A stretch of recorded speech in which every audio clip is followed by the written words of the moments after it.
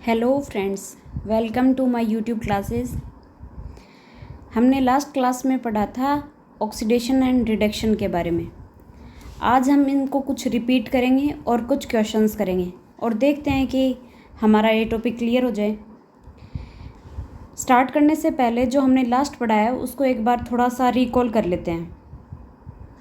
पिछली क्लास में हमने पढ़ा था ऑक्सीडेशन एंड रिडक्शन। मैंने बताया था कि ऑक्सीडेशन और रिडक्शन है वो एक दूसरे के अपोजिट हैं, लेकिन ऐसे ही अगर हम देखें तो ऑक्सीडाइजिंग एजेंट और जो रिड्यूसिंग एजेंट हैं वो भी एक दूसरे के अपोजिट हैं। लेकिन एक वर्ड के द्वारा हम इन चारों चीज़ों को देखें तो वो भी हम देख सकते हैं। जैसे देखो, ऑक्सीडेशन था तो उसमें क्या हो रहा था कि उसके अंदर पॉजिटिव चार्ज क्या हो रहा है, बढ़ रहा है, ठीक है। लेकिन जो ऑक्सीडाइजिंग एजेंट होता है उसके अंदर क्या होगा, नेगेटिव चार्ज बढ़ेगा, ठीक है। तो आप याद रखो कि सिर्फ ऑक्सीडेशन नाम से चारों चीज़ को याद रखना है। यानी कि ऑक्सीडेशन है उसके अंदर क्या हो रहा है, पॉजिटिव चार्ज बढ़ रहा है, और रिडक्शन में नेगेटिव चार्ज बढ़ रहा है, अपोजिट हो गए। लेकिन ऑक्सीडेशन है उसमें जैसे पॉजिटिव चार्ज बताया, लेकिन ऑक्सीडाइजिंग एजेंट होगा उसके अंदर क्या हो रहा है, इसमें भी उल्टा हो गया, यानी कि नेगेटिव चार्ज ही बढ़ रहा है। ऐसे ही रिड्यूसिंग एजेंट है उसकी बात करें, जैसे रिडक्शन में तो नेगेटिव चार्ज बढ़ रहा था, लेकिन रिड्यूसिंग एजेंट में क्या होता है कि नेगेटिव चार्ज है वो कम हो रहा है, यानी कि उसमें पॉजिटिव चार्ज बढ़ रहा है। तो आप एक वन वर्ड के थ्रू इस चीज़ को याद रखो कि ऑक्सीडेशन है उसमें पॉजिटिव चार्ज बढ़ा, रिडक्शन में नेगेटिव। लेकिन ऑक्सीडाइजिंग एजेंट है, जैसे ऑक्सीडेशन में पॉजिटिव बढ़ा लेकिन ऑक्सीडाइजिंग एजेंट है उसमें नेगेटिव चार्ज बढ़ रहा है, और रिड्यूसिंग एजेंट है उसमें ऑक्सीडेशन की तरह पॉजिटिव चार्ज बढ़ रहा है, इलेक्ट्रॉन्स की कमी हो रही है। आई थिंक आप समझ गए होंगे। अब इन कुछ और देखते हैं कि इनका कंपेयर करते हैं कि कैसे याद करें।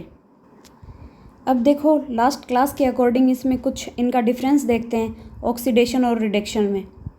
तो फर्स्ट देखो, ऑक्सीडेशन है उसमें बताया कि oxidation is the loss of electrons from an atom, molecules और एन आयंस। यानी कि इसके अंदर क्या हो रहा है, इलेक्ट्रॉन्स की कमी हो रही है, यानी कि पॉजिटिव चार्ज बढ़ रहा है। और इसका अपोजिट रिडक्शन में क्या था कि reduction is the gain of electrons from an atoms, molecules और एन आयंस। यानी कि इसके अंदर अनदर जो मॉलिक्यूल्स हैं, आयंस हैं, उनसे वो नेगेटिव चार्ज लेके चार्ज खुद का बढ़ा रहा है, यानी नेगेटिव चार्ज बढ़ रहा है। ऐसे ही फिर से अगेन देखो, ऑक्सीडेशन है तो ऑक्सीडेशन स्टेट इंक्रीजेज, यानी कि ऑक्सीडेशन था उसमें क्या होगा कि ऑक्सीडेशन क्या स्टेट क्या हो रही है, इंक्रीज हो रही है। यानी याद रखो कि ऑक्सीडेशन में क्या हुआ, ऑक्सीडेशन स्टेट इंक्रीज हो रही है। और रिडक्शन है उसमें क्या होगा कि ऑक्सीडेशन स्टेट है वो क्या होगी, डिक्रीज होगी, यानी कि कम होगी। फिर वापस से ऑक्सीडेशन पे आओ, इसमें बताया है कि release electron to the surrounding, यानी कि जो इलेक्ट्रॉन्स रिलीज हो रहे हैं वो सराउंडिंग यानी कि चारों तरफ होंगे। यानी खुद के ऊपर पॉजिटिव चार्ज होगा तो वो अपने चारों तरफ क्या होगा, नेगेटिव चार्ज को रखेगा आकर्षण बल के थ्रू, ठीक है।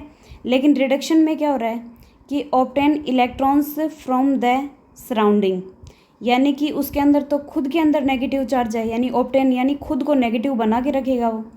फिर वापस ऑक्सीडेशन पे देखो, causes the increases of positive charge of a chemical species. यानी कि ये क्या होगा कि कोई भी केमिकल स्पीसीज है वो अपने ऊपर क्या हुआ, पॉजिटिव चार्ज को बढ़ा रही है। और रिडक्शन में क्या हुआ, causes the increases of negative charge of a chemical species. यानी कि रिडक्शन में उल्टा हो रहा है, यानी कि अपने ऊपर क्या हो रहा है कि नेगेटिव चार्ज है उसको इंक्रीज कर रहा है, यानी बढ़ा रहा है। ऑक्सीडेशन में तो पॉजिटिव चार्ज और रिडक्शन में नेगेटिव चार्ज। फिर है ऑक्सीडेशन में क्या बताया है, अकर्स इन रिड्यूसिंग एजेंट्स। यानी कि ऑक्सीडेशन है, देखो नाम से कंफ्यूज होगा, आप ये सोचोगे ऑक्सीडेशन है यानी ऑक्सीडेशन एजेंट हो जाएगा, लेकिन नहीं, ये नहीं होगा। ऑक्सीडेशन में क्या होगा, रिड्यूसिंग एजेंट होगा, और रिडक्शन है उसमें उसका उल्टा, उसमें होगा ऑक्सीडाइजिंग एजेंट होगा।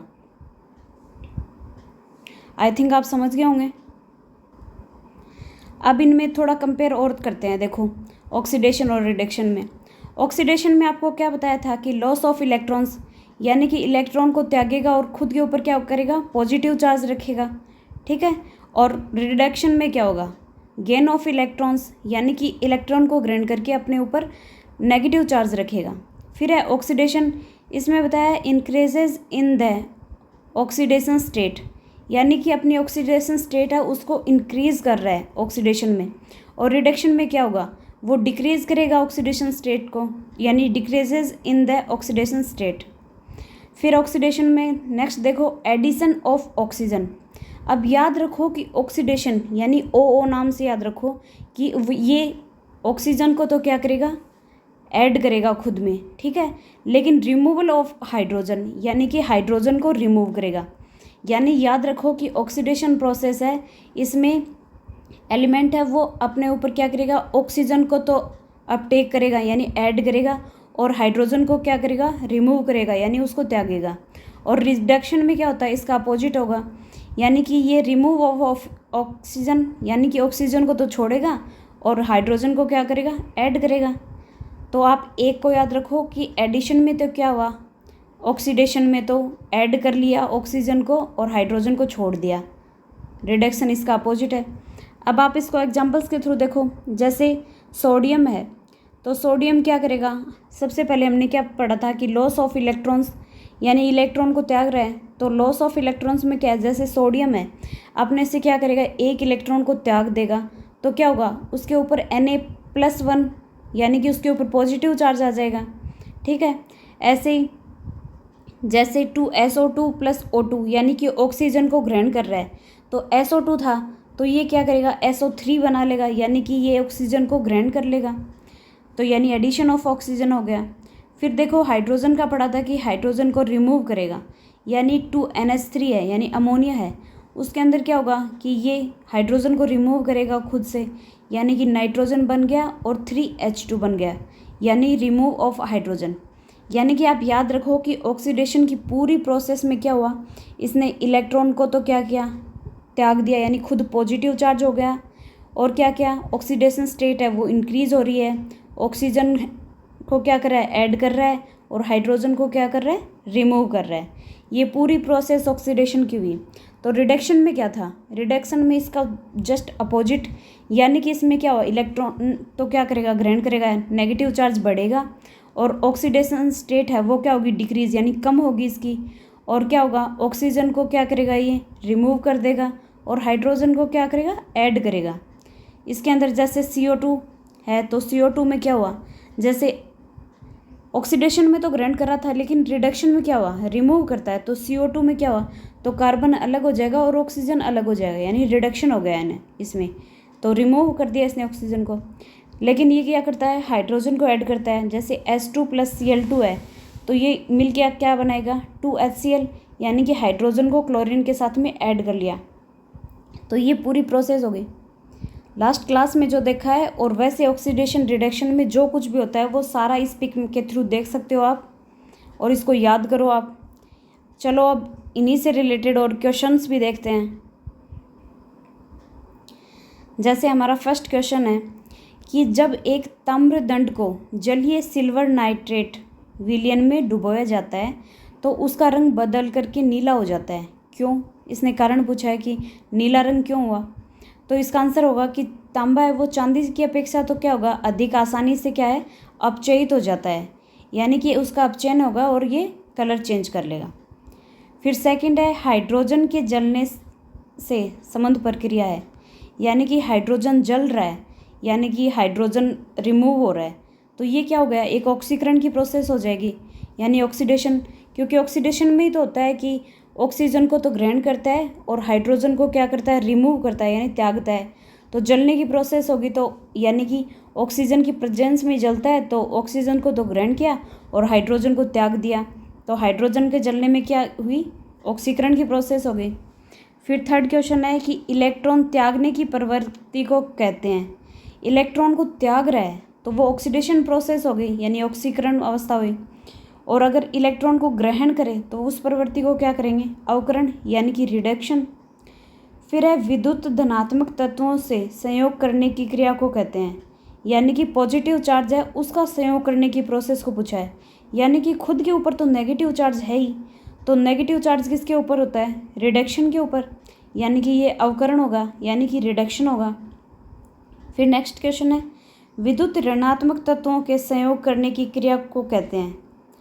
ऐसे क्वेश्चन आए तो आप क्वेश्चन को समझो पहले कि यानी ऋणात्मक तत्वों को संयोग करने की बोल रहा है, यानी कि नेगेटिव चार्ज को अपने से अटैच करने की बात कर रहा है। यानी कि ये खुद क्या होगा? पॉजिटिव चार्ज वाला होगा। और पॉजिटिव चार्ज किसके ऊपर होता है? ऑक्सीकरण में होता है, तो इसका आंसर होगा ऑक्सीकरण। फिर नेक्स्ट क्वेश्चन देखो, ऑक्सीकरण प्रक्रिया में विद्युत ऋणात्मक तत्व समूह के अनुपात में क्या होती है? वृद्धि होती है। इनमें वृद्धि क्यों होगी? क्योंकि ऑक्सीकरण है, तो यानी कि उसके अंदर खुद के ऊपर तो पॉजिटिव चार्ज है, लेकिन ऑक्सीकरण प्रक्रिया में जो विद्युत ऋणात्मक तत्व की बात की थी तो उसमें उल्टा होता है, यानी इसके ऊपर नेगेटिव चार्ज होगा, उसकी ज़्यादा अधिकता होगी। यानी कि इसके अंदर क्या बताया कि नेगेटिव चार्ज में वृद्धि होगी। फिर है, ऑक्सीकरण वह प्रक्रिया है जिसमें तत्व की संयोजकता क्या होगी? बढ़ जाती है। क्योंकि ऑक्सीकरण में खुद के ऊपर पॉजिटिव चार्ज है, तो वो नेगेटिव को क्या करेगा? अटैच करेगा, यानी कि उसकी संयोजकता फिर क्या होगी? बढ़ेगी, यानी कि वो बढ़ रहा है। फिर है, ऑक्सीकरण अवकरण अभिक्रिया में परमाणु के संयोजी इलेक्ट्रॉन भाग लेते हैं। तो ये कैसे हुआ? जैसे ऑक्सीडेशन है उसमें क्या हुआ कि पॉजिटिव चार्ज होगा, यानी कि इलेक्ट्रॉन को वो त्याग रहा है।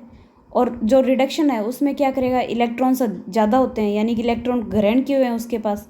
तो इसमें रोल किसका है? इलेक्ट्रॉन्स का ही है, यानी कि परमाणु के जो संयोजी इलेक्ट्रॉन्स हैं वो ही भाग ले रहे हैं इसमें।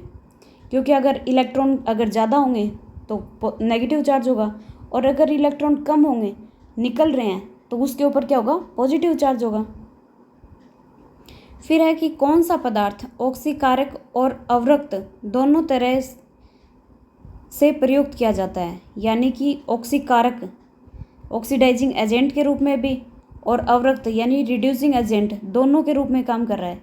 यानी कि ऑक्सीडाइजिंग भी होगा और रिड्यूसिंग एजेंट भी होगा, तो वो होगा सोडियम नाइट्राइट। सोडियम नाइट्राइट है, उसमें ऑक्सीडाइजिंग और रिड्यूसिंग दोनों की तरह कार्य कर रहा है ये सोडियम नाइट्राइट। फिर है, हाइड्रोजन के जलने के संबंध की प्रक्रिया है। तो अभी अभी हमने ये पढ़ा था कि ये ऑक्सीकरण यानी कि ऑक्सीडेशन प्रोसेस है। लोहे पर जंग लगना किसका उदाहरण है?